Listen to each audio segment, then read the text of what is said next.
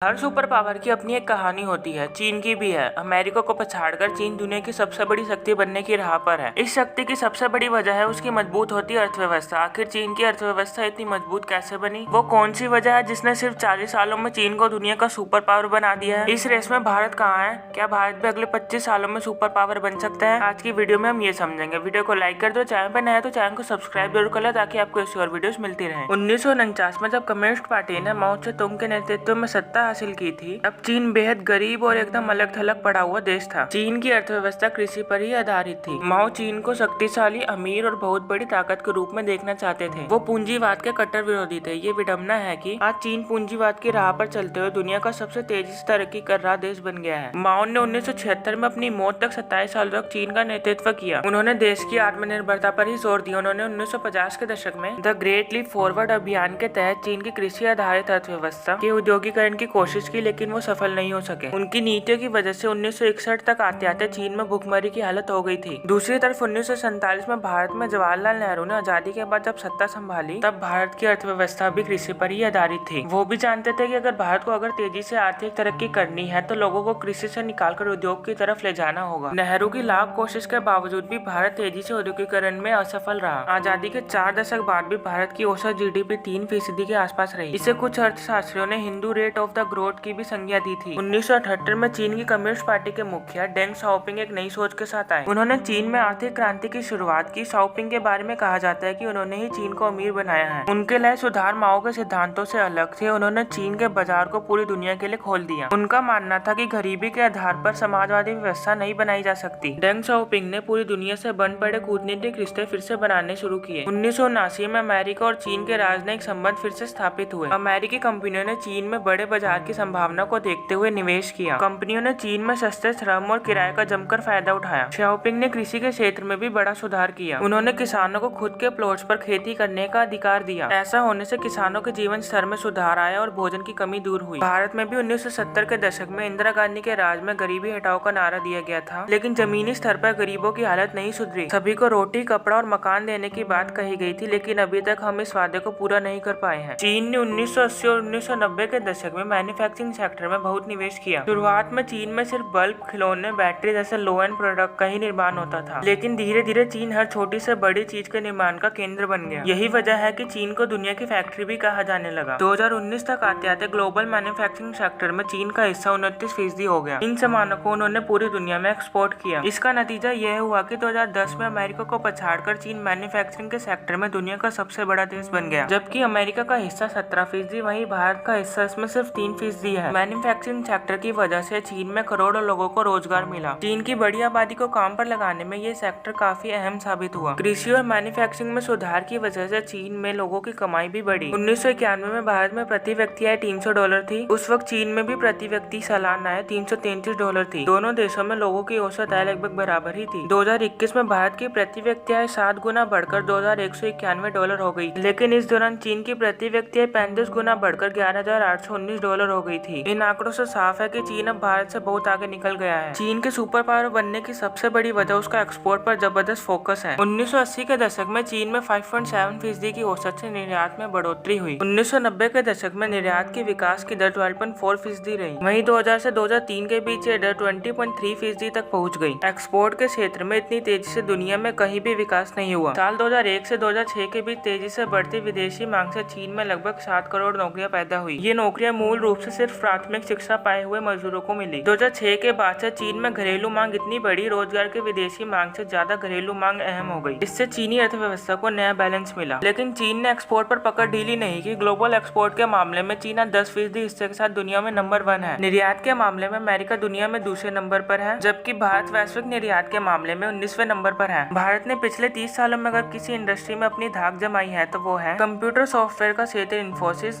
TCS, Wipro जैसी कंपनियों ने सॉफ्टवेयर एक्सपोर्ट और सर्विसेज में भारत का नाम पूरी दुनिया में रोशन किया है। भारत में लेबर कॉस्ट कम होने की वजह से ये पूरी दुनिया का बैकएंड हब बन गया है। ये 1991 के आर्थिक सुधारों की वजह से ही संभव हो पाया। 1991 वो साल है जब भारत में प्रधानमंत्री की गद्दी पर नरसिम्हा राव ने कमान संभाली। उस वक्त देश बहुत बड़े आर्थिक संकट में था। देश में विदेशी मुद्रा की इतनी कमी हो गई थी कि देश में सिर्फ 2 हफ्ते के कच्चे तेल का आयात करने जितनी विदेशी मुद्रा बची थी। करो या मरो की स्थिति थी। राव समझ चुके थे कि उन्हें भी डेंग शाओपिंग की तरह कुछ अलग सोच दिखानी पड़ेगी। उन्होंने उन्होंने भारत में संरक्षणवादी नीतियां खत्म करते हुए उद्योग चलाने के लिए सरकारी लाइसेंस और परमिट राज खत्म किया और विदेशी निवेशकों को भारत में आने का न्योता दिया। प्राइवेटाइजेशन के फैसले के बाद देश तरक्की की राह पर निकल पड़ा। भारत ने भी दुनिया के लिए दरवाजे खोल दिए थे। अगले 2 दशकों में भारत में प्राइवेट बैंक्स, विदेशी गाड़ियां, mobile phone, private TV channel, private airline से लेकर हर वो सुविधा आम आदमी को आसानी से मिलने लगी जिसके लिए वो आजादी से तरस रहा था। विदेशी निवेश के फायदे दिखने लगे थे। 1991 में प्राइवेटाइजेशन से पहले देश में सिर्फ $1 बिलियन की विदेशी मुद्रा थी, लेकिन आज देश में $640 बिलियन